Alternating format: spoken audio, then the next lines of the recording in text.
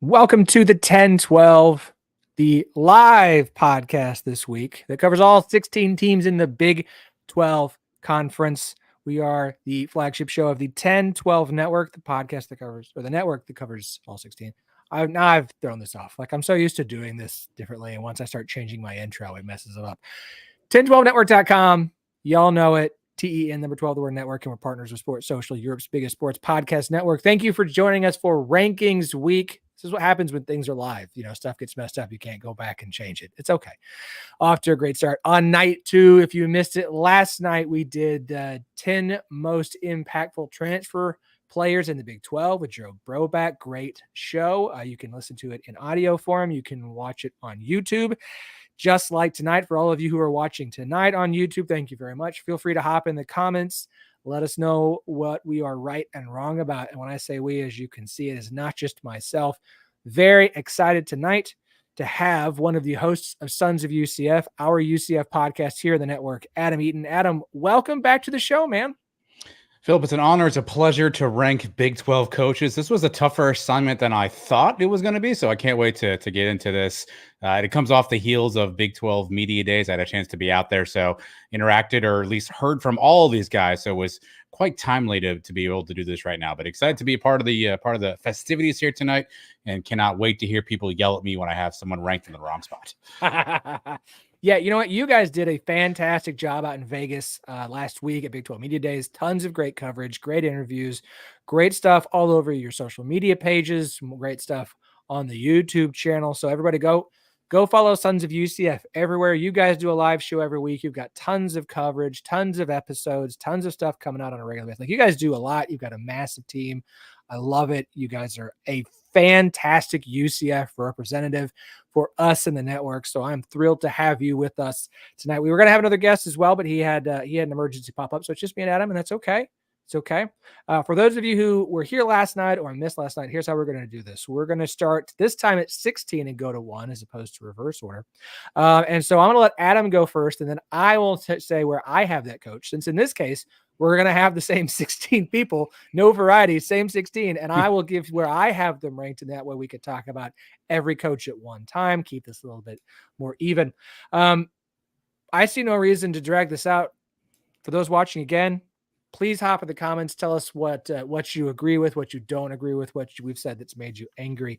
Adam, as I said, I'm going to let you go first. At number 16, the worst coach in the Big 12 conference. All right, well, let me preface this. So here's how I looked at this assignment, Phillip. I looked at really kind of 3 things, right?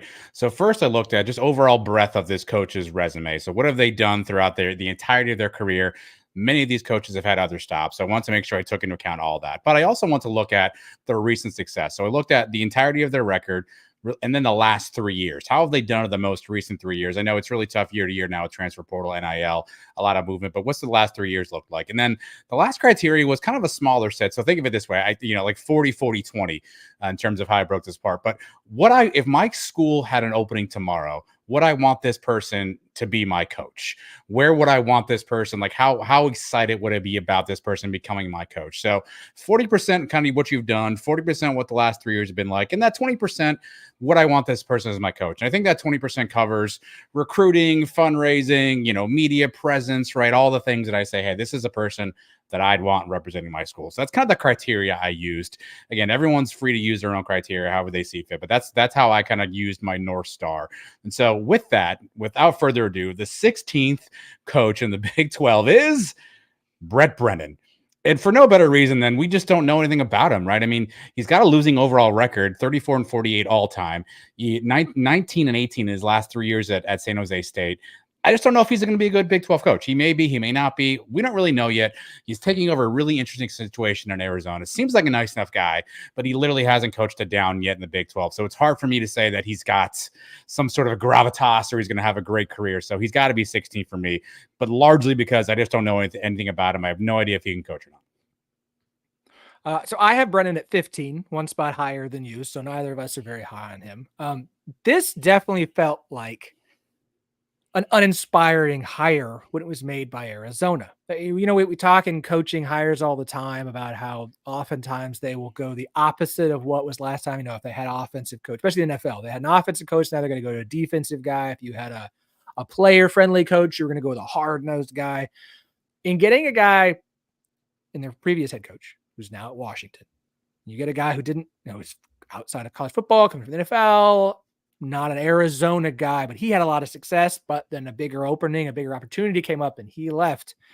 And so it felt like they went with a safe guy, a guy that they thought would come in at Arizona, and if he had success, would stay at Arizona and not leave for greener pastures, by bringing in an alumni in Brent Brennan, who, as you mentioned, was fine at San Jose State. And look, no one's had long-term sustained success at San Jose State, so it's hard to say, well, he actually did really good for San Jose State. We've seen coaches come in and have like a big year and then have mediocre or a lack of success. So it's not like he did anything super outlier.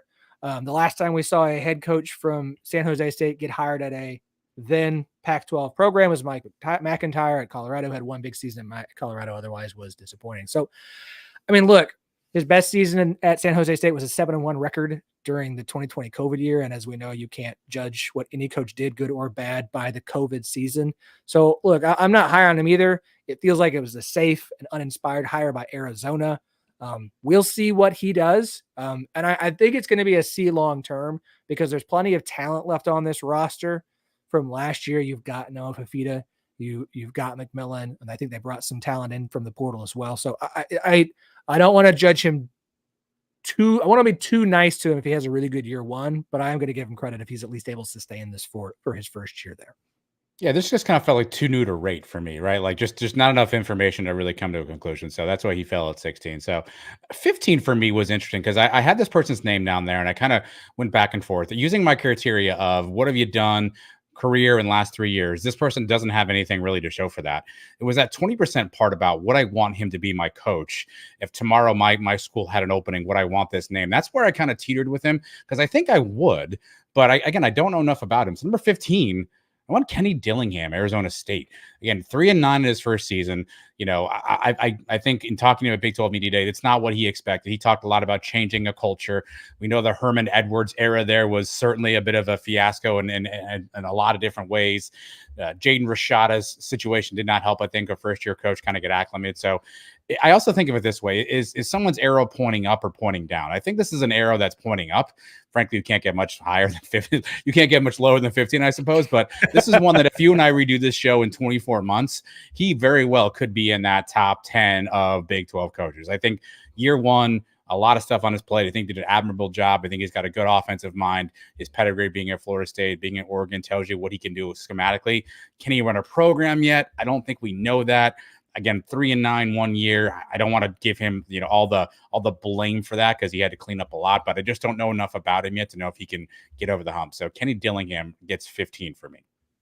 I have him one spot higher than you, and I think it's because at 14, which again isn't like, no, this guy's gonna be great or arguing. There's not enough to judge him on, and the guy I have at 16, which you will get at some point, and I'll say who that is. I'm way more negative on. And I think there's still enough positive vibes to me around Kenny Dillingham. This was a hire everyone was really excited about at Arizona State. He came into an awful situation, having to clean up the absolutely horrible mess that Herm Edwards left for him. I mean, just the scandal-ridden program. It was awful. This was a really popular hire. He was a great OC at his stops at Memphis, Auburn, Florida State, Oregon. And then people were a little bit surprised that the Arizona State was able to get this guy that people thought might take a different or bigger job. I am still going to ride the high vibes to keep him at 14. He hasn't done enough bad, because again, you can only hold so much against someone in their first season, given what he walked into. So there's not as much bad as the two guys below him for me to hold against him. But I agree on there's not enough there for me to want to vault him up over the rest of the guys in this list. Yeah, I think he's a stock rising guy. I'll also say this. He wore a maroon suit at Big 12 Media Day, and any man who can pull off a maroon suit, to me, gets a check mark in my book. So Kenny Dillingham goes 15. 14 was interesting, because I had a couple different people here, and as I looked at records and looked at stats, I changed this a few different times. But at 14, I went with Dave Aranda. Obviously, the Baylor head coach, 23-25 overall, 21-18 at his time at Baylor. He's only had one winning year of the 4 years he's been at Baylor. There was rumors last year about him, being a fit there. I think he's a great defensive coordinator.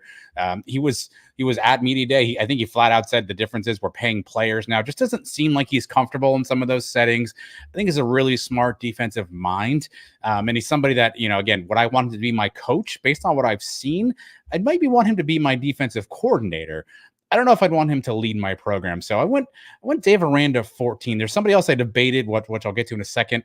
But I think Aranda's record of the last couple of years and one winning season in 4 years of a Baylor program that's had some success in the past. Obviously, the Matt Rule days were probably the I don't want to mention the words Art and Briles here, but the Matt Rule days, I think, were probably the pinnacle of where Baylor could be at. So I'm going to go Dave Aranda 14. I'm higher than you. I have him at 11. And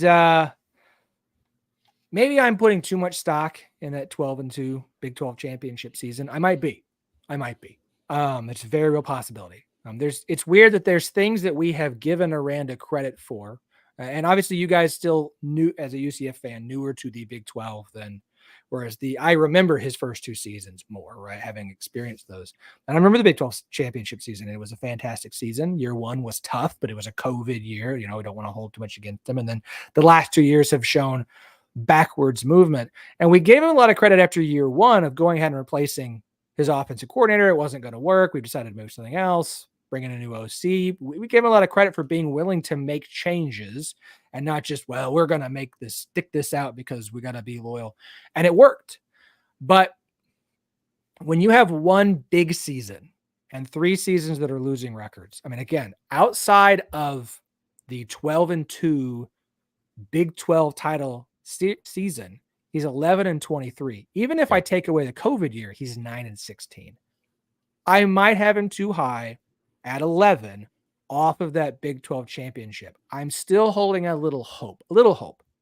bit, that he can get things turned around because he has been very slow. It seems like he's been willing to make changes, but it seems like he's been very slow. Again, saying the line of, well, we're paying players now. Well, it's because they really weren't his first few years. They were one of the last few to kind of get on board with using NIL the way everyone else was to get talent and retain talent.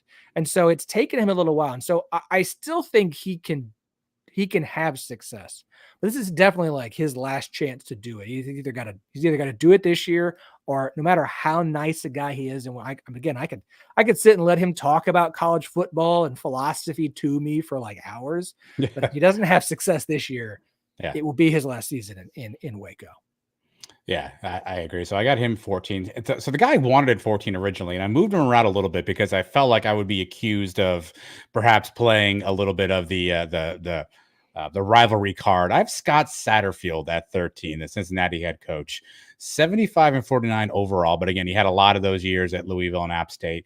16-21 the last 3 seasons. Again, that's largely at Louisville. 3-9 at Cincinnati. If you look at his overall record, again, 75-49. He had 3 10-plus seasons, 10-plus win seasons at App State. Never had 10 wins at Louisville. I think things were on the outs at Louisville. I think he was kind of beginning to wear his welcome out at Louisville. The jump to Cincinnati seemed like an odd move when he made it at the time because he was already in ACC school going to Cincinnati. Obviously, Luke Fickell leaving doesn't help that situation because I think he had that thing wired. But they obviously took a step back in year 1. He has not solved the quarterback situation at Cincinnati. Emory Jones, by the way, not the answer. So 3-9 in 1 year at Cincy. And you're losing players in the portal. There seems to be a bit of a disconnect at Cincinnati. I think you're thinking about that, what that program could have been. And they were, admittedly, they were the darling probably of that new 4 class, right? They were just coming off a national opportunity in the playoff that nobody else had from the group of 5. They were probably that bell cow program. And 1 year under Satterfield, and that thing went right back down. Maybe not all his fault. I never really liked him with Louisville either, by the way, so perhaps I'm using some of that there too. So Satterfield gets 13 for me in our Big 12 coach rankings. This is my last place. Okay. I am. It's going to take a lot for him to get me on board with the idea that he's going to be successful at Cincinnati. I get it. His last 4 seasons at App State, he went 40-11. He was fantastic. Yep. He was mediocre at best at Louisville. The point that every year we're like, is this going to be the year they get fired? Is this the year he's going to get fired? Like, he was a hot seat guy for his last like 2 seasons. It's not great when a fan base is happy to see another team poach their coach. That's not like you're Cincinnati. There's an administration was trying to celebrate, like, yeah, we got our guy. It's like, yeah, you got the guy that the other school didn't want. It's one thing when schools want to get rid of OCs and DCs. When everybody wants this guy gone and you solve their problem by taking him from them, that's not a positive. I understand in year one it was going to be tough transitioning from the AAC up to the Big 12. It is going to be more challenging. And look, Fickle didn't leave the cupboard bare, but he didn't leave them stocked either. Sure. Yep. You were supposed to have a good defense. It was fine last year. Like, it was a bad year. It was not a good season. I have yet to see anything. And again, we're going to have year 2 on the field, but I have yet to see anything that makes me go, no. This is going to be okay. This is going to go in the right direction. He's going to work out. I am out on him. I've been at him since he got hired. It's going to take a lot. And maybe that's unfair. Maybe I'm not giving him as much credit for what he did at App State as I probably am to a lot of coaches higher on this list. But I wasn't inspired by the hire. I don't think it was a good hire. I don't think he's long for Cincinnati. That's a program that has had numerous head coaches that have had success. And again, I understand that's at a Big East AAC level. That's not the Big 12, but there are expectations at Cincinnati. He's going to have to get them there quickly. And I don't think he's the guy to do it. Yeah, I agree. Thinking about almost what we talked about with Brett Brennan, right? Like, yeah, he's had past success in App State, but I mean, to your point, Phillip, that was like 6 years ago, 7 years ago, right? Like, college football is a completely different animal than what it was back when he was successful at App State. So can he take some of that mojo in Cincinnati? And then you think about all the things that have taken place, and with all due respect to our friends at Viva La Cats, the Cincy podcast here on the 10-12 network, who's the one player they got in the portal that you go, okay, this is the difference maker? He was specific at Big 12 Media Day Satterfield that he was still an open quarterback competition. Now, all the Cincy fans kind of chimed in and said, no, we know who our guy is. But if you're this late into the season and you're still not ready to declare a quarterback, you don't have a quarterback, right? So I don't know where the saving comes from. So again, am I trending up, trending down situation? I think Satterfield for me is at 13 trending down. If we did this list in 12, 24 months, A, he may not be on it, but B, if he is, he's probably at that point, to your point, kicking up the rear of this thing in that 15, 16 spot. So I got Satterfield at 13. My 12 is interesting because, again, I want to give this guy some credit because I really think he's a good coach, but I just don't know enough about it yet, and that's Willie Fritz at Houston. Now, being obviously a part of the American Conference with him at Tulane, we saw the success that Willie had at Tulane. He gets to a New Year's Six game with Tulane. He was there for 8 years. His last 3 years there, 25-14, had a lot of success. A really innovative coach offensively. They did a lot of great stuff at Tulane. They had a really dynamic running back duo that they leaned on heavily. But how does that translate to the Big 12? Is he prepared for that? I would not. I saw Tulane play a bunch. They were not a smash mouth team, right?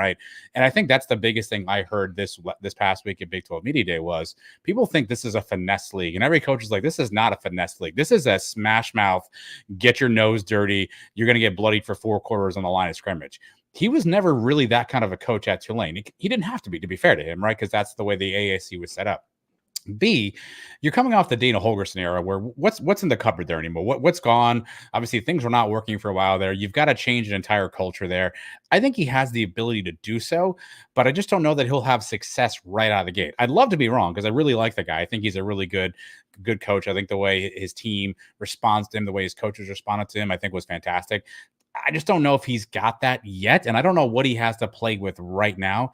And the Fertitta money is interesting, right? Because it's always out there. So how much of a leash does Willie have before they go, this isn't working again either? They were pretty patient with Hogo, so perhaps they'll get that with Willie. So I want to have him higher. I just don't know how to justify that with some of the other coaches on this list.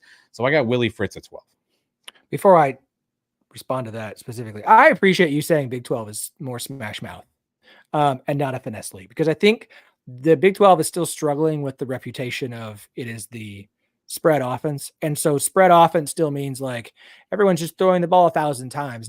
Spread offense is just the idea that you spread your players out. It doesn't mean that you're not still ground and pound. And the Big 12, as always, changes before everyone else in college football does, because now everyone's throw in the Big 12. Again, this is the year of the running back in the Big 12, loaded with running backs. You're seeing to see defenses respond to that. We're even seeing Iowa State talking about having 4 defensive linemen.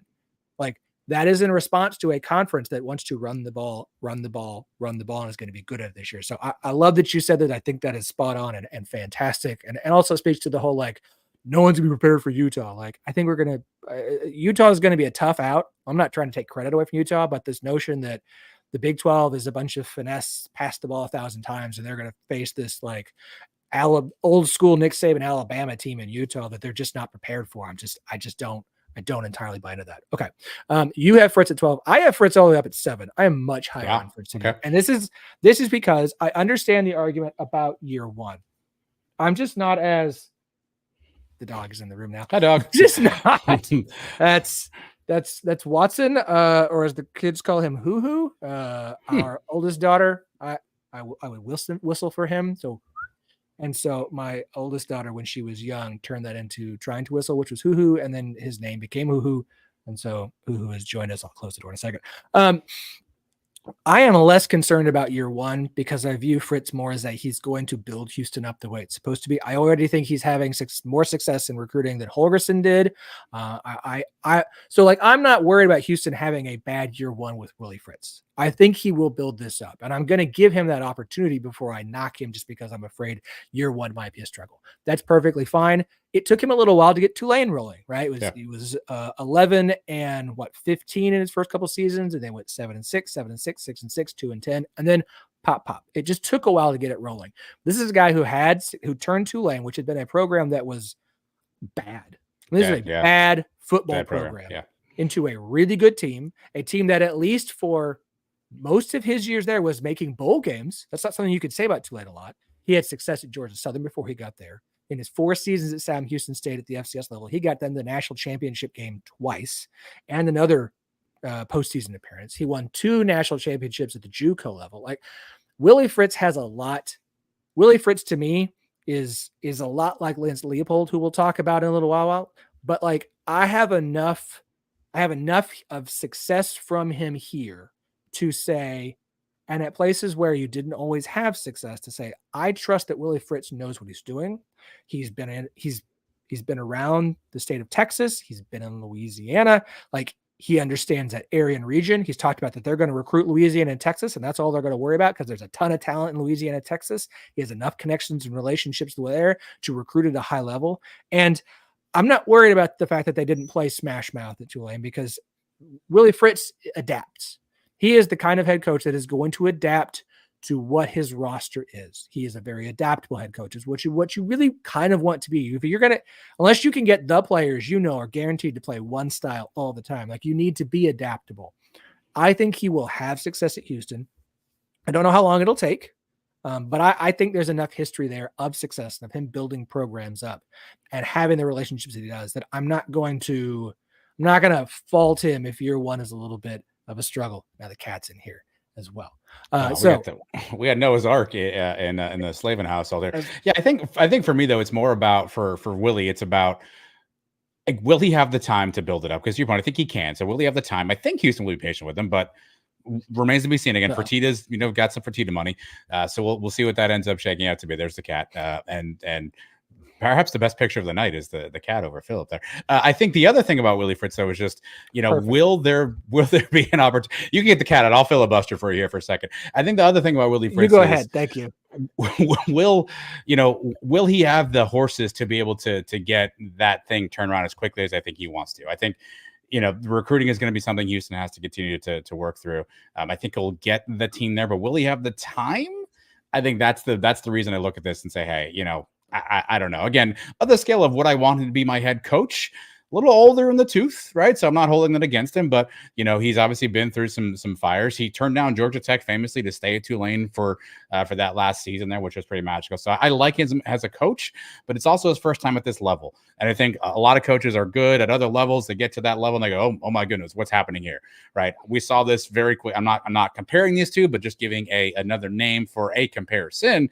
You saw that happen with us and Scott Frost. He leaves UCF. He was the golden child. Nebraska was going to be in national championship games faster than he knew what to do, and now Scott Frost is on a golf course in Arizona. So these things don't always take as quickly as you think, and so I think that's a name but I guess I have that Scott Frost PTSD where I'm going to keep him in that 10-11 range right now, and arrow pointing upwards and hope he can get there. But so when I get to 11, again, I was really confused what to do with this coach because initially I had him really lower. I looked at the record, I looked at some of the stats, I looked at some of the things that he's done there. And there's a bit of an interesting, I think, conundrum either way. So 11, I have Kalani Sitake at BYU, 61-41 overall, 23-15 in his last 3 seasons. He's 5-7 last year. He's been there 8 years. He had a really good couple of years there, right there in smack dab in the middle of the Zach Wilson era, where they were 10 to 11 win teams right then and there. But if you throw that out, Phillip, he's had some mediocre, right about 500 teams. I know it's a different animal to coach at BYU. I know there's a lot of different things that you have to deal with at BYU. I will say this: he was one of the nicer coaches that I interacted with at Big 12 Media Day. Stayed afterwards, took pictures, talked to people. Literally, BYU brings an army of media, by the way. I was not prepared for BYU Army. They had literally more media than anybody else there, maybe except for Colorado. And he stopped and did interviews with every single one of those outlets, stayed afterwards, took pictures. So a really nice guy. I think he fits a lot of the BYU mold, but I think the results have been okay outside those 2 seasons. So I don't know what to make of him. So I had him lower, and then I looked at the record, looked at some other guys, and so I landed him at 11 on my power rankings. I mean, I only have him one spot higher than you at number 10. As you mentioned, I'm glad you said that you had the opportunity to meet him and had that experience with him at media days, because that backs up everything anyone's ever said about him, I've ever heard about him, is that people really like him. People speak very highly of him. He's a very well-liked person. And look, I say this all the time: being well-liked will get you very far in life. A-holes who lose get fired quickly. Nice guys who lose get to keep their jobs for longer. Dave Aranda.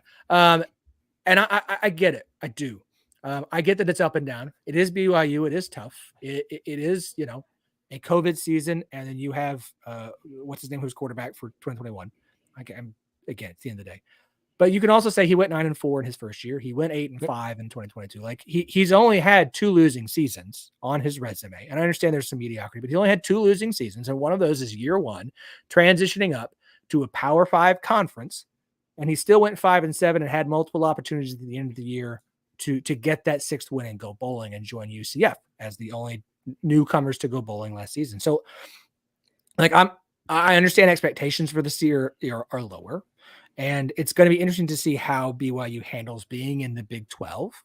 I think they should be somewhat benefited by having more teams in proximity to them, but BYU is such a unique case, kind of like Notre Dame, even more so than like Notre Dame. Of like they get the Mormons, a lot of the Mormons are coming to BYU. Like they have a lot of players, a lot of people all over the entire country who support them. Like you said, they have a ton of media.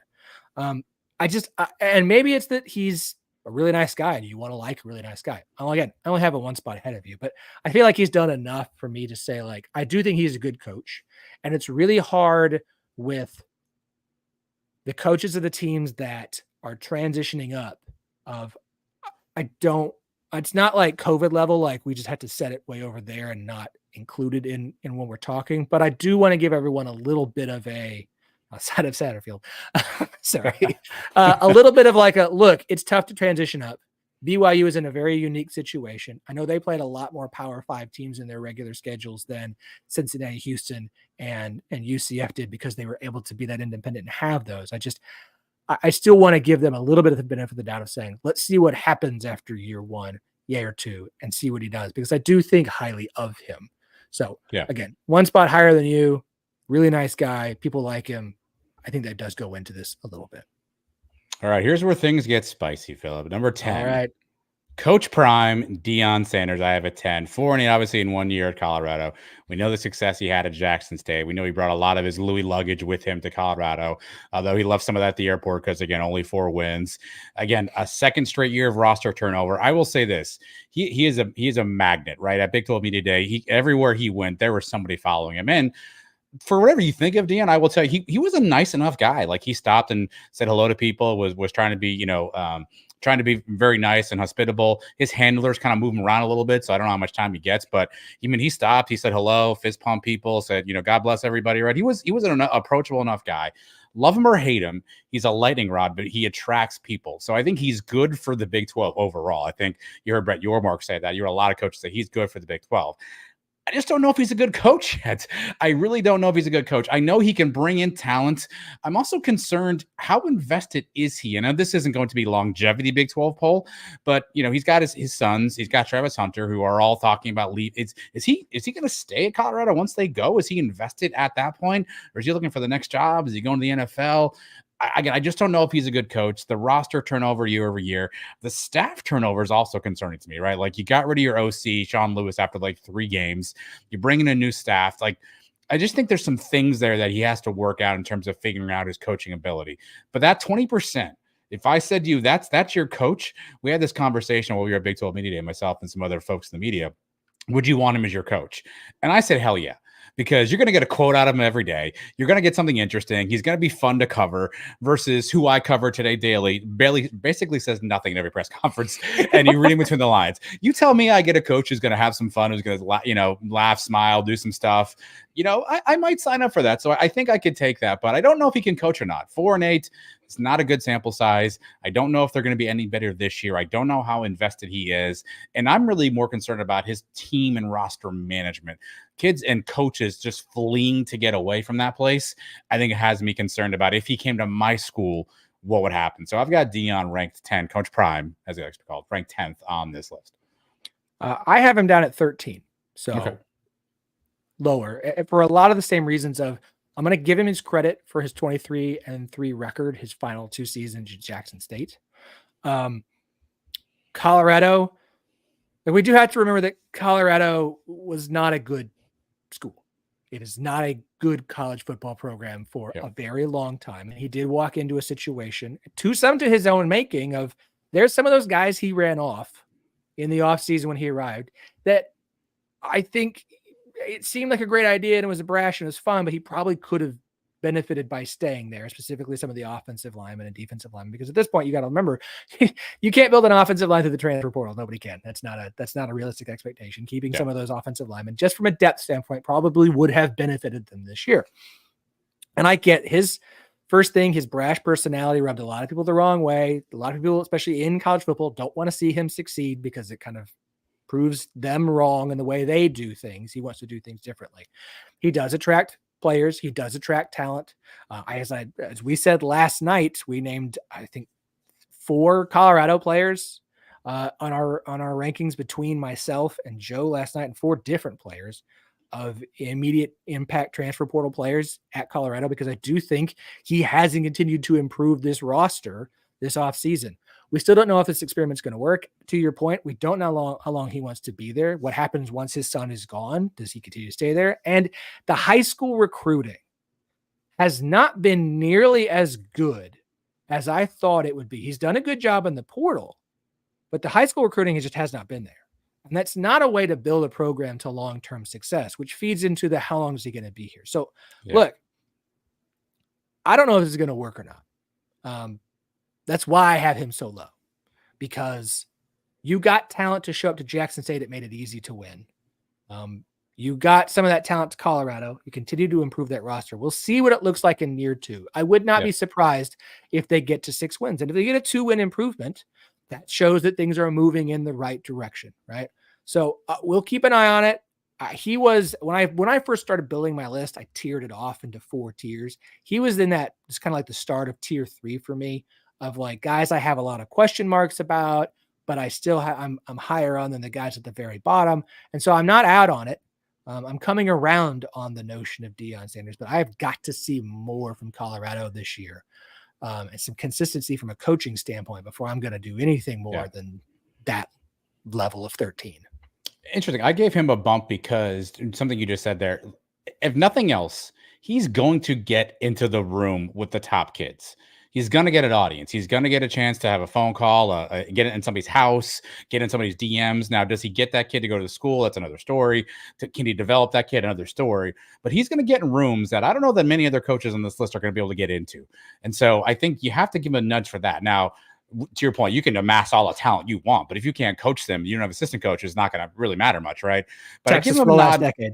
I give him a nod because he can get in those rooms and he can have those conversations. I do think what's interesting, to your point, he made reference like really early out of the gate at Big 12 Media Day, talking about how many high school recruits he had, their GPA. I mean, he's trying to talk about how he's doing things the right way, quote unquote, in terms of what I think people expect from him.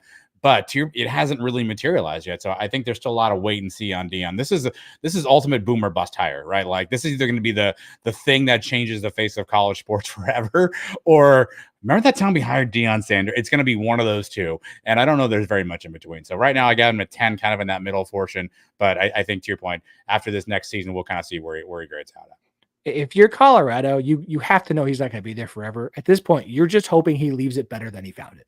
Yes. Like that is the best you can hope for at this point, outside of he's going to really find success. Because the second he finds real success, he's gone. Or he doesn't have success and he's gone. Or his son's going to go to the NFL and he's gone. Yep. We don't know. But if he can leave it better than he found it, then it will have been a successful hire for Colorado, as opposed to a fun blip that we move on from. Okay, I think you are up to number 9. I'm at 9. This is where things get a little bit wonky for me, because there's like a pack. Yeah, you talked about tiers. There's kind of a pack in this tier of like, well, is this guy better than that guy? And like, I'm splitting hairs here and there. So at 9, I went Neil Brown, West Virginia. He's been there 5 years, 20 and 18 the last 3 seasons. He's 31-29 overall at West Virginia. He's 9-4 last year. I think they had an uptick. Garrett Green looks like a really good quarterback. But I think even West Virginia fans are kind of like, is he staying? Is he going? I think there's obviously a lot of chatter off season. So I just don't know if Neil Brown is really going to figure it out at West Virginia too. I also made the joke too.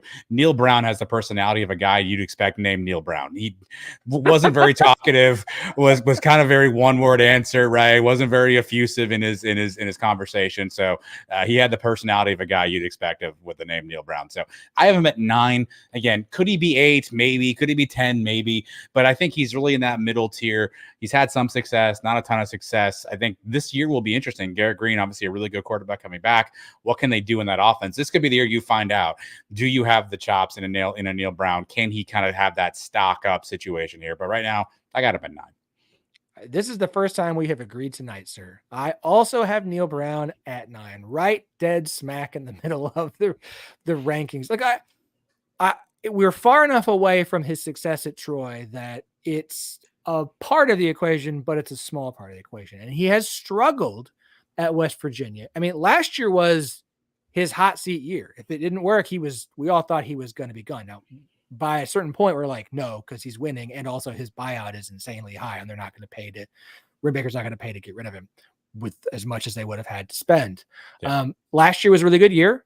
He was spicy last year because they got picked 14th to finish last the preseason. So he was spicy. It's interesting that this year he's kind of quiet, which is interesting also because you see a lot of West Virginia fans who are like, why doesn't anybody want to talk about West Virginia? Why are we talking about West Virginia? And so West Virginia kind of stayed under the radar as opposed to it being a team that should be considered in contention, like, 8 other teams in the Big 12 conference this season for a trip to Arlington. It's one good year where the schedule was supposed to be really hard, and it turned out not to be. And they looked pretty good, and they also had some weird games. Yeah. I'm high on Garrett Green. Their running back duo of C.J. Donaldson and Jaheim White doesn't get the credit that a lot of the other running backs in the Big 12 do, because them and Garrett Green all run the ball. And so there's not one guy putting up the kinds of yards that Taj Brooks and RJ Harvey and Ollie Gordon are. So they don't get that kind of credit, but I do think their running back duo is really, really good. And I think it's right there with RJ Harvey, Penny Boone, and the 2 guys at Kansas State whose names completely just escaped my mind. It's Dylan Edwards, and I'm not gonna remember the other guy's name, and I'm really sorry, Kansas State fans. If you're watching, please don't get mad at me. You can hit it up in the comments. You can remember who it is. Thank you, DJ Giddens. I think there's a lot there to be excited about for West Virginia, and I am all about that week 1 game against Penn State, because somehow they find a way to overcome their week 1 losses where they lose close to in big games. If they find a way to win that game, oh man, that's going to put West Virginia on the map for the season. So I agree with it 9. It's last year gives me some hope. But this we've got enough of his history at West Virginia to say, like, okay, I think he's a good coach. He hung on to mediocre to bad quarterbacks for too long. Now they finally have a good quarterback. everyone looks better when they have a good quarterback. Let's see what they do now that it seems like they've got good pieces set, assuming they all stay healthy. All right, number 8 for me, and this is the only person I did this with, and I feel like I'm knocking him because of this, but I feel like it's also justified. Number 8, I have Joey McGuire at Texas Tech. Been there 2 seasons, 15-11, 8 wins, 7 win seasons overall. I actually really like Joey McGuire. From everything you hear about Joe McGuire, I had a brief interaction with him at Media Day. Really nice guy, very personable, loves to talk ball. You can tell he really loves football. He's kind of that football junkie. But I looked at it this way. He's probably the best coach for like 2 or 3 jobs, and that's it. Like Joey McGuire's not playing in West Virginia. He's not going to Utah. He's not going to Arizona. Like you've got a little core base in Texas where I think Joey McGuire can be really, really super successful. I think he can take Texas Tech to that level. I think he's got to get quarterbacks figured out at some point, right? Because they haven't necessarily kind of, really solved that. Tyler Shuck's on his 3rd or 4th school at this point now. I'm not even really sure anymore. And I think Joey's a really good coach. I think that he's a really good hire for Texas Tech. This feels like one that hopefully he's there 10, 15, 20 years because I think that's the spot for him. But I don't see him. He's not going to any other school and working out. I think he's perfect where he is. And that's kind of why I bumped him down a little bit because he just fits where he's at. Good coach, solid coach. Will get you some wins. 2 winning seasons in his first 2 years there. I think he'll continue to build on that. But I don't know what that next gear looks like for Joey McGuire. So to me, he's in that middle tier, that middle packet 8. Shout out John Grove for watching right now. A win for West Virginia over Penn State, and all of a sudden Pat McAfee will demand for more Mountaineer coverage throughout the season. That is a very accurate statement. Okay, you're higher on McGuire than I am at this point. Okay. I have him down at 12. And let me explain this. It's not that I'm not high on McGuire. It's I still need to see a little bit more. We're 2 seasons in. The guy can recruit like crazy. You're correct. He only works in Texas. He only works in the state of Texas. It does not work outside of Texas. I don't no, it just doesn't. 2 seasons, 2 solid seasons, back-to-back bowl games. Yep. Like this feels like a foundation has been built and his program is continuing to grow. I'm not knocking him as much for last year being a disappointing season. I thought expectations were too high, and they were. And I can't blame him for the curse of Texas Tech quarterbacks being unable to stay healthy because that's existed since before he got there. But I need to see. I'm hesitant to have been fooled.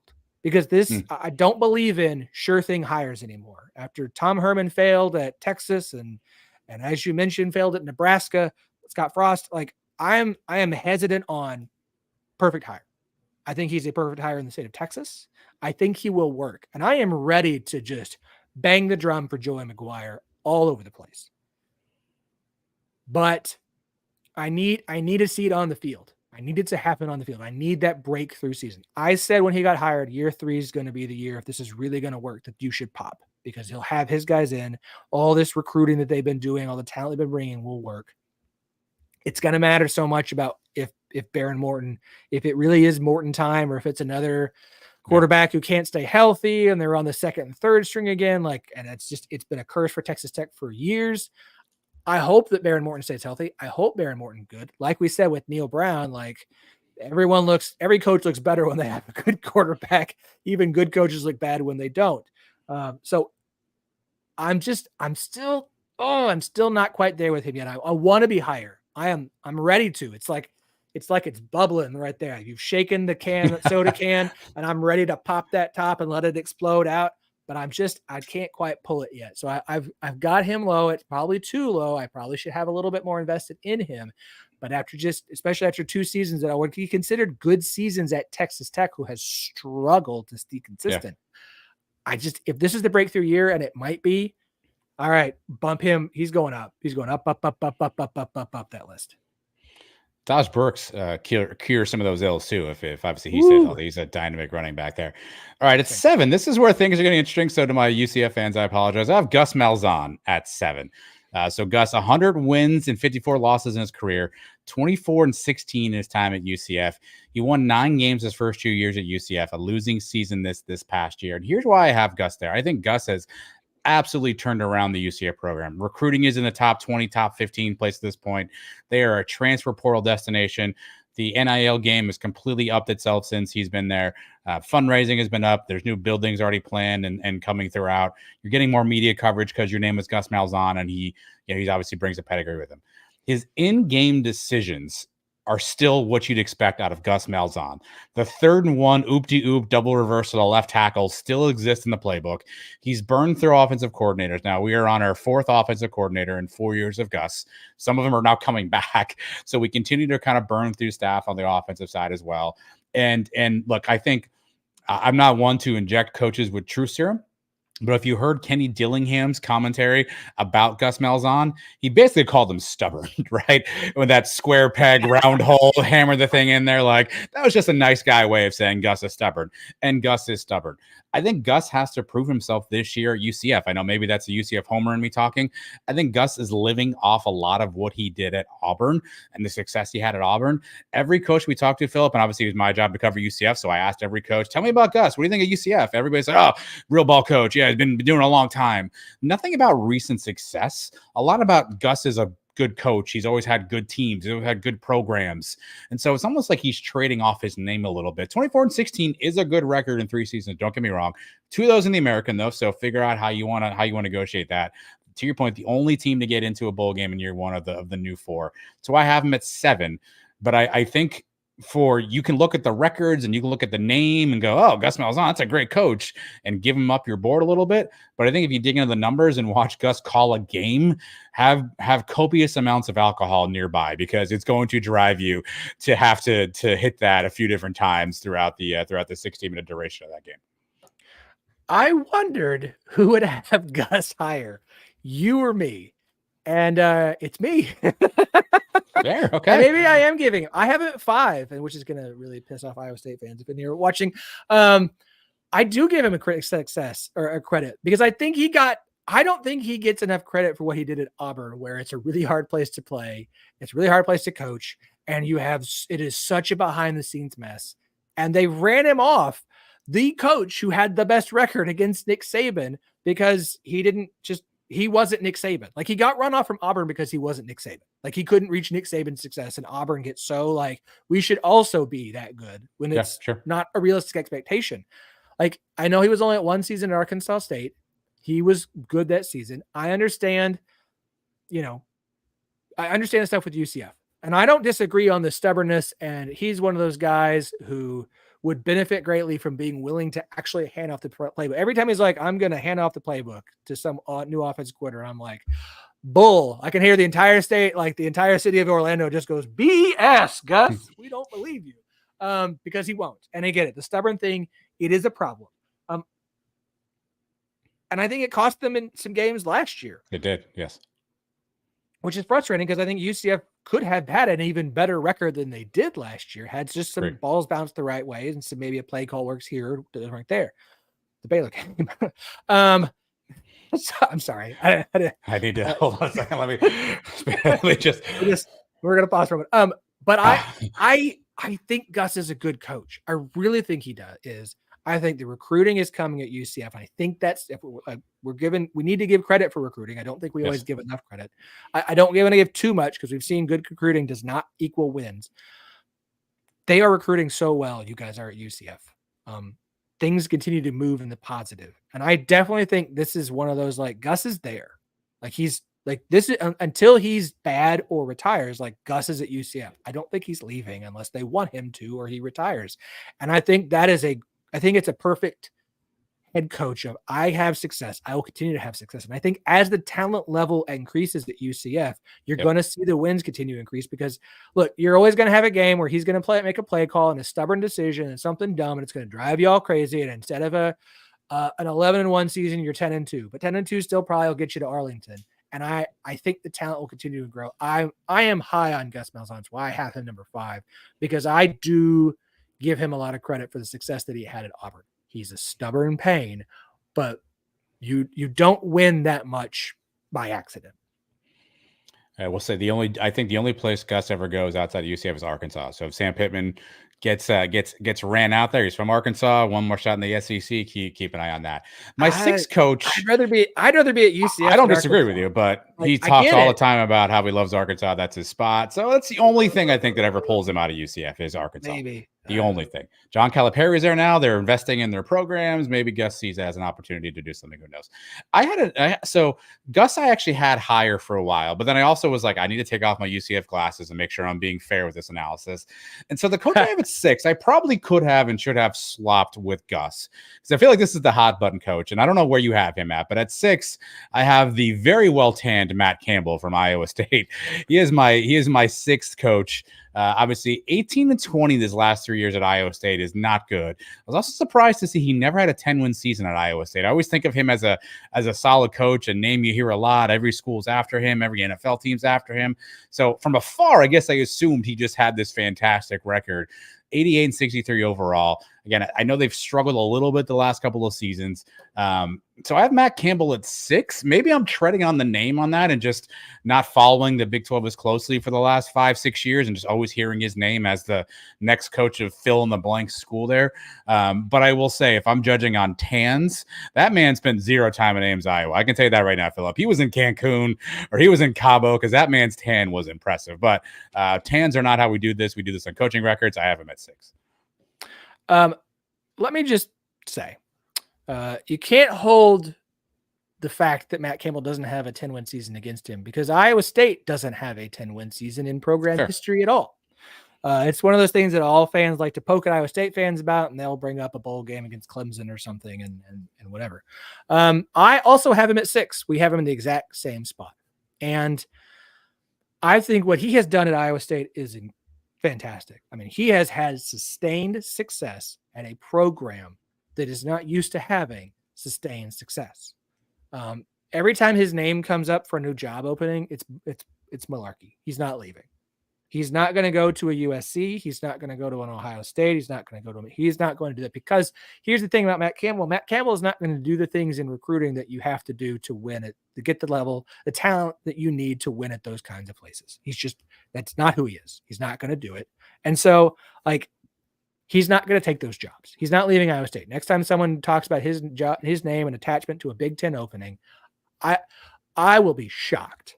And I mean, to my core shocked if Matt Campbell ever leaves Ames, Iowa, and is not the head coach at Iowa State because he wasn't fired or retired. He leaves from their job. I'll be shocked.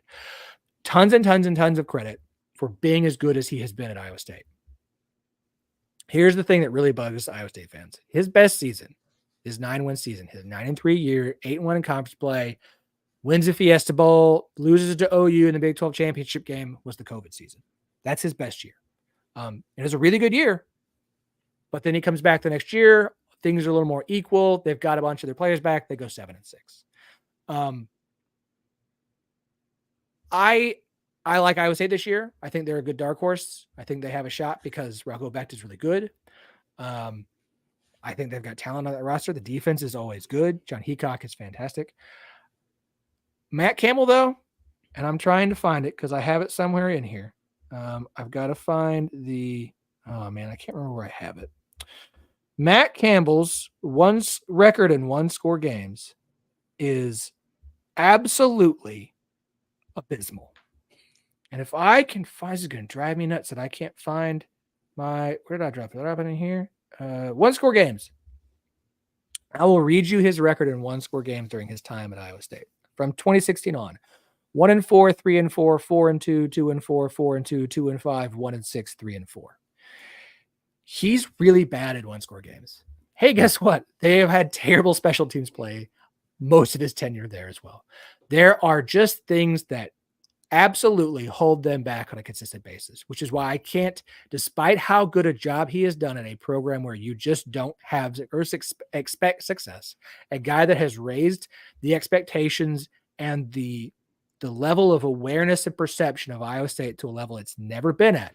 I give him a ton of credit for that. But at this point, I also have him at 6 because there's just other guys I've become more impressed. I hate to do the shiny new toy thing, but there's other guys that are newer to this conference that I am more impressed with than Matt Campbell is at this point, despite the fact that I do think he is a good coach. I just think he also stubbornly has things that are just always going to hold him back unless he makes changes to figure those out. All right, number 5. It's funny. This is going to be a backhanded compliment. I don't mean it this way, but I was going through my list and I was like, I haven't put this coach's name down yet. And I'm like, wait, is he number 5? Like, is he that high on the list? Like, should he be lower? And then I was like, well, I can't put him here. And so I really had a debate, but he ended up at 5 for me, which is Sonny Dykes at TCU. He's obviously been there 2 seasons. He had the 1 year to get to the national title game and get just curb stomped against Georgia, 13-2 that year. You count the last year at SMU, he's 26-13 in his last 3 years there. I think he obviously had a really rough year last year. They lose that first game to Colorado. I think wheels fell off, quarterback issues. So we'll see if they've got that figured out. They have a young kid who I think can play pretty well. He was a pretty impressive young man that we met at Big 12 Media Day. So I think he's a good coach. He had success at SMU. He helped turn that around with Tanner Mordecai. So I think he's got some. But when I had him at 5, I was like, is he really 5? Like maybe he's 6 or maybe he's 7. And then I started splitting hairs there. So I kept him at 5, although I'm not convinced he's the 5th best coach in the Big 12, but that's just kind of where he ended up on my list. So I apologize to TCU Nation for the backhanded compliment there, but I have Sonny Dykes at 5 on my coaching list. I have him down at 8. Okay.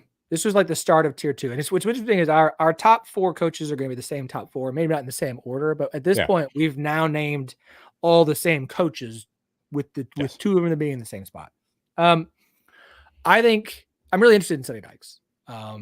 Similar to Aranda, am I giving him too much credit? Which is funny to say even at 8 for taking TCU to the national championship game. But I think I feel good at 8. He got them there with a roster he didn't build. Yep. I don't want to hold that against him too much. He's had success at Louisiana Tech. He had success at SMU. He did not do well at Cal. And at this point, from everything anyone's ever heard, it's more to do with Cal than it was to do with Sonny Dykes. That was a bad fit. That is not a program that you can win at very well. It was not a great spot for him. TCU was a perfect fit. And stealing SMU's coach was just another little cherry on top for TCU, right?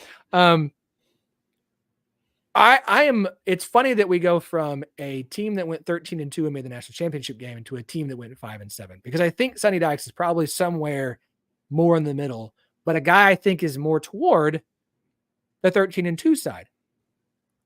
He's swapped out coordinators now, both OC and DC, from who he hired on. Yep. Still not a big fan of bringing back a he who shall not be named name into Fort Worth. Not sure that's great. And the results were definitely not worth the burning all your goodwill on that hire, Sonny Dykes. So we'll see how it works there. Yeah. I have him 8, which again, middle of the pack for me, because I get what he did in year 1 and he deserves credit for that. But both the OC and DC who helped him do that are gone. It's a totally different roster than what he had when he did that. And so now it's starting to feel more like his team. And so we're going to give him more success for last year and this year and next year to see what he did. The national championship game is going to keep him in Fort Worth for a while. So we're going to have plenty of opportunity to see who he really is when things kind of average out. I have a middle of the pack because I think he's a middle of the pack coach who had an absolutely incredible season and then had a 5-7 season, which also sounds so much like his predecessor of like awesome year, no bowl game. Awesome, no bowl game. So, it's very he's very TCU's perfect fit. Okay, you could have talked me into 6, 7, 8 for him as well. That's why I did this, and I was like, is he 5 really? But I didn't want to, I have a spreadsheet, Phillip. I didn't want to have to hit delete on that thing. So before we get to the top 4, we do have to mention one thing that is always consistent across the board is the absolutely incredible apparel you'll find at Charlie Hustle, sponsor here at the 10-12 podcast and the entire 10-12 network. They love the Big 12. They've got great gear for every single current Big 12 school. They just launched stuff for Arizona, Arizona State, and Utah. They are fantastic. I love the Arizona collection most of all. I really like the ASU stuff. They just got done with the Big 8 Roadshow. Fantastic gear for the schools that were in the Big 8, the Iowa State, the Kansas State, the OSU. Everything was absolutely fantastic. I keep mentioning every time I'm here the Colorado skiing national championship shirt. Like who doesn't want a Colorado? Like that's the kind of thing you find at a thrift shop and you're like, I gotta have that because it's hilarious and people will ask me about it. Like that's how much I like that kind of shirt. They've got great UCF stuff.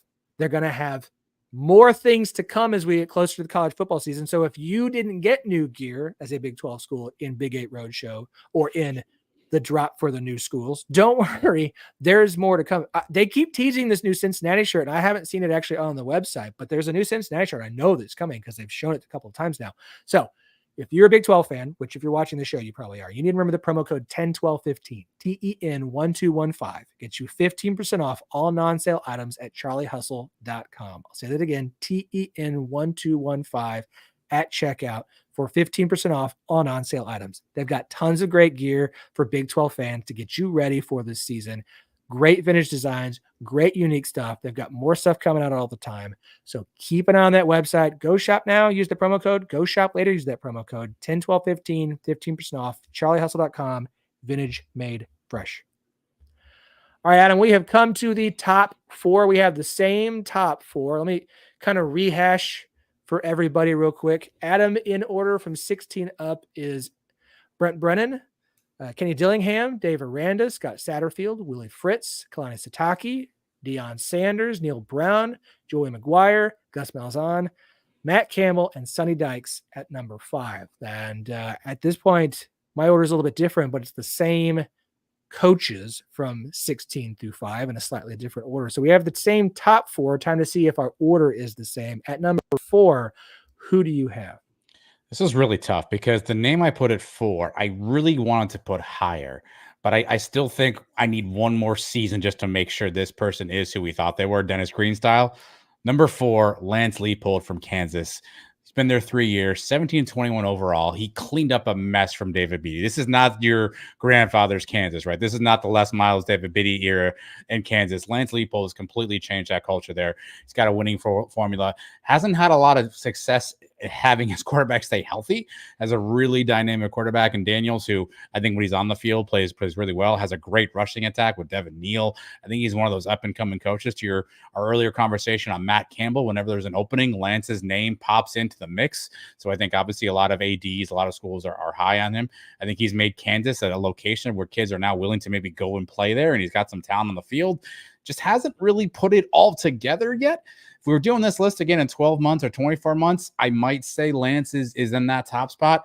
I think I need, similar to what you said earlier with like Joey McGuire, I need one more season just to make sure he is who I think he is. But I have Lance Leipold at number 4. We agree. I have a feeling we might agree all the way up here. We'll see. I agree at number 4. It's not just that he turned around. Kansas football was a meme. That's what it was. Losing to Kansas in football was like the worst thing you could possibly do. Every time a team lost, they were ridiculed in the 12. When TCU did it, when Texas did it, when Texas did it in Austin. If you lost to Kansas in football as a fan base, just go to bed and don't get up till next week, and hopefully your team will get a win, and then you can go back to living your life again. That's how bad Kansas was in the view of Kansas. That's gone. Like, you just wanted Kansas to not be a meme. From 2-10 to 2-10, and mind you, he got hired like at the end of spring ball for year 1. So year 1 was, I know we don't do year zeros anymore, but like it's the closest thing to a modern year 0 as you can get of getting hired in at the end of spring ball, where you basically can't do anything with your team until fall ball starts. To flipping that around to 6-7 with a bowl game, to 9-4 and a bowl win, like back-to-back bowl games for Kansas. He has done an incredible job, an absolutely incredible job at Kansas. They get good talent. That roster is good. It's competitive. It's exciting. I know they just lost their OC, so we'll see what it looks like without Kotelnicki, who was an absolutely fantastic offensive play caller. But this also goes with his entire career. At D3 Wisconsin Whitewater, he won 7 national championships in 9 seasons. Like, I know it's D3. I don't care. He was 109-6 at Wisconsin Whitewater. 109-6. He had 1 7-3 season. Every other year he went to the national championship. He lost it once. He won it 6 times. I don't even know what to do with that. Then he goes to Buffalo, which is an awful college football program. That's one of those ones, like, we have college football to say we have college football, but we don't do anything. He won 10 games at Buffalo. I understand the COVID season was the COVID season and we throw it out. He still went 6-1. He won 10 games at Buffalo. He went to a bowl game. He was bowl eligible 4 straight seasons at Buffalo and went to 3 straight bowl games. Lance Leipold is a good coach. There's no doubt about that. I don't care what he does the rest of the way at Kansas. He is a good football coach. I think he'll continue to have success at Kansas. He is adaptable as well. He's one of those coaches that will make sure that the scheme fits the players so that they can have success with who they have on the roster. I think he'll continue to have success at Kansas. I don't think until he leaves, Kansas is going to have any worries about going back to being a laughingstock meme of a college football program. So I think he's a good coach. I've got him at 4-2. He's had success everywhere he's gone and at places where it's hard to win. He's a damn good coach. Fun fact, he was hired by former UCF AD Danny White when Danny White was the AD at Buffalo. So Danny White's last 3 head football coach hires are Lance Leipold, Scott Frost, and Josh Heupel twice. So he's done pretty good on the hiring front from coaches. So with Lance at 4, 3, I went Chris Kleiman, Kansas State. 27-13 over the past 3 seasons. Again, a smash mouth football team. I think they're going to be really good this year with Avery Johnson. What obviously you're getting from a running back perspective. They're putting guys in the NFL all the time. I think he's an underrated coach. I think, kind of his background coming from the Dakotas, right? Like, I don't know how much he's on anyone's radar. Similar to McGuire, I don't know he plays everywhere. I don't know that he fits everywhere. I don't think he's going to go to Washington, right? And maybe turn that around, or Oregon, stuff like that. I think he's perfect where he's at. He's a good football coach. Again, I had a chance to spend a little bit of time with him at media day. Loves talking ball, loves talking X and O's, loves his team. And I actually almost put in 2, but I decided to stick him at 3 just because the other 2 that I've got on my list have some longevity that I don't want to overlook. So 3, Chris Kleiman, Kansas State. We agree again, sir. And shout out to everybody watching right now. Truett Taylor, JBaller54. Thanks so much. Keep going in the comments. I appreciate seeing all of it. We are paying attention. Look, you won 4 national championships in 5 seasons, the head coach at North Dakota State. You won a Big 12 title. Your one bad season, your 4-6 year, COVID. What have we said this whole time? Throw the COVID season out. Okay. Yep. 39-24. Take out the COVID season. He's 35 and 18. He is a good head coach. Yep. This has been a successful program, a consistently successful program where you expect no worse than 8 wins. Like, there's high expectations for them this season. I may differ on those a little bit, but I have no doubt that Kansas State's going to have another good year. If not for the 1 and 2, I get it. That's obvious that he's there. He's a really good coach. He is one of the best coaches in the country to me. I agree on the he's not going to work everywhere, but if Wisconsin were to open up again, you call him. It makes a lot of sense. That's a call. Yeah. That's the first call you make. Yeah, you make him tell you no for sure. Yeah, there are places he would go and have absolute success. I don't think there's a lot of programs that he would leave Kansas State for either. Agree. Because he's got it really good there. They're obviously recruiting at a really high level. You got Avery Johnson. You landed the number 1 tight end in the country, a kid out of Kansas that you got to commit there. They're recruiting at a level that we're not even used to at Kansas State. He's got that program rolling. I say this all the time. I don't think one team's going to dominate the Big 12. I think it's more likely 3 or 4 or 5 teams. Yeah. Kansas State, as long as he is there, is going to be one of those teams. So agree there. I think it's always going to be a rock fight, and I think we'll always have a rock in that rock fight. A very large and a large boulder size rock. All right, 2 and 1. Obviously, I think there's 2 names on the board left. I'm curious if you and I have aligned on this. Okay. So I'll reveal my number 2, Mike Gundy, Oklahoma State. I have him at number 2. Obviously, 166 career wins at Oklahoma State, 19 seasons there, 29-12 in his last couple of years. It's had some ups and downs. Really, here's the thing. If you just took a microphone and a Twitter account away from Mike Gundy, things may be a lot better for him from that standpoint. He may be a lot more desirable from that perspective. Just don't let him wear T-shirts. Don't give him a Twitter account and take a microphone out of his face. But you cannot argue with the success he's had and the longevity he's had at Oklahoma State. He's made that team and that program, obviously, in the top of college football year in, year out. Yeah, you have your blips here and there, but you're going to do that in 19 seasons. He continues to find kids that are there and play really well. I think he's got to get the quarterback figured out a little bit. I still think there's probably some work that needs to be done there too, but I think he's a solid football coach, good X's and O's. I do have a theory though, Phillip. I think If he didn't have a mullet, I think he'd have been fired a long time ago. But I think the mullet's kind of like you're a nice guy, you're a mean guy, or you have a mullet, I think keeps you employed. But I got Gundy at 2 in the power rankings. I was wondering what happened here. I went Whittingham at 2. I have Gundy at 1. And here's the thing. If you want to say that I'm being OSU biased, not you, but people watching, that's fine. You're welcome to do so.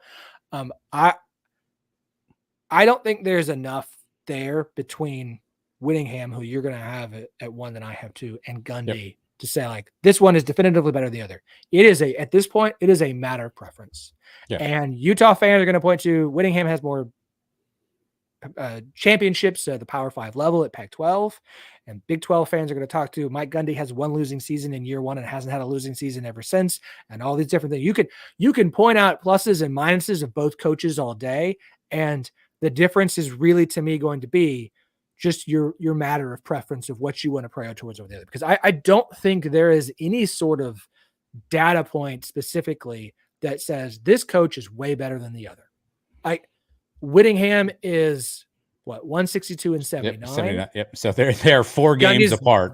166 and 79. Yep. Last 3 seasons, Gundy is 29 and 12. Whittingham is 28 and 13. They're literally the same coach. Just one wears a black suit and can probably kick everybody's ass, and the other one has a mullet. The reason I put the thing that I have decided is the reason I put Gundy higher.